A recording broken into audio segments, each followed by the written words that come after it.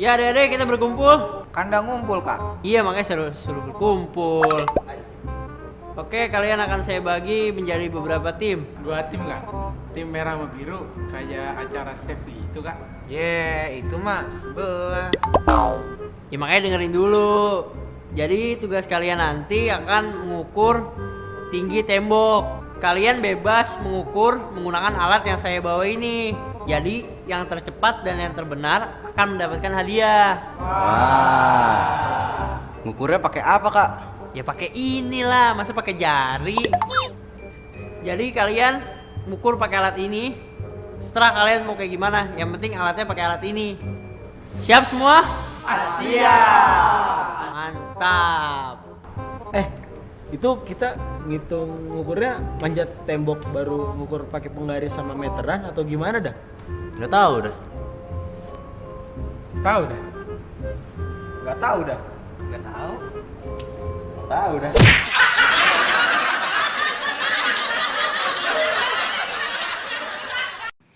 Halo sahabat edukasi, sekarang bagaimana ya kalau kita ingin menghitung tembok atau tiang atau sesuatu yang tinggi yang itu di luar jangkauan kita.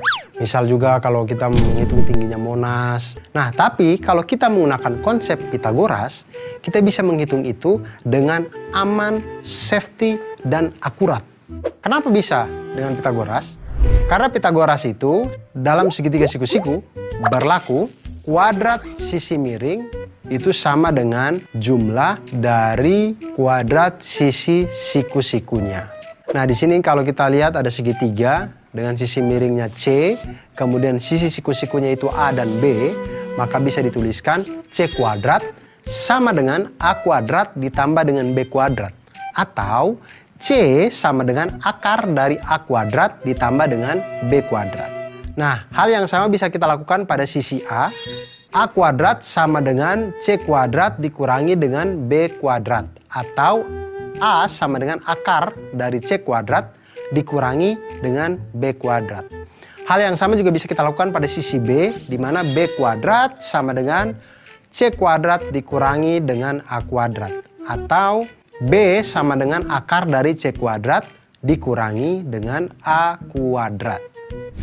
Nah, sekarang kita lihat, tadi sekelompok anak diberikan tugas oleh kakak pembinanya untuk mengukur tinggi yang sulit dijangkau, yaitu tinggi tembok. Nah, bagaimana caranya mereka menghitung tinggi tembok ini ketika temboknya mereka tidak bisa jangkau? Bagaimana cara untuk menghitungnya? Nah, salah satu cara sederhananya adalah dengan menyenderkan tangga dengan ujung atasnya itu pada tembok, sehingga tampak seperti sketsa berikut ini. Lihat, tangga atau bambu atau kayu. Jangan senderkan harapan di situ, jangan.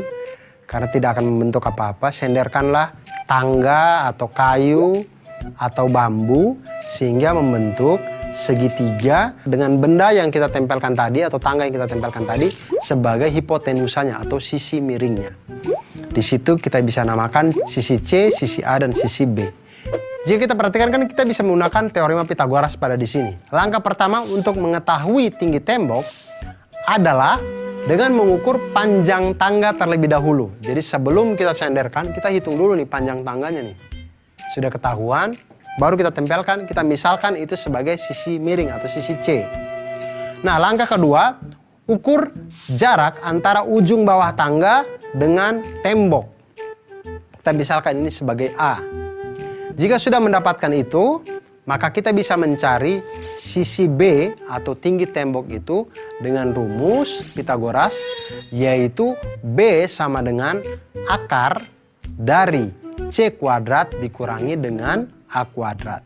Nah, dengan menggunakan teorema Pitagoras, kita dapat mengetahui ketinggian-ketinggian yang sulit untuk kita jangkau. Contoh sekarang ya, misalkan panjang tangga adalah 5 meter. Kemudian jarak dari tangga ke tembok adalah 3 meter. Berapakah tinggi tembok?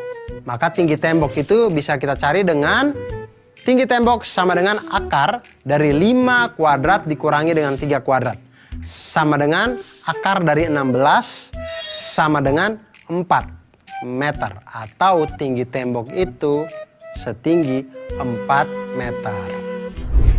Nah, sahabat edukasi, Selain Pitagoras ini itu kita untuk menghitung tembok, menghitung ketinggian-ketinggian yang tidak bisa kita jangkau, kita juga bisa menggunakan matematika untuk menghitung kemampuan kita untuk memahami kehidupan dunia ini dan membuat kita menjadi orang yang mantul, manfaat, betul.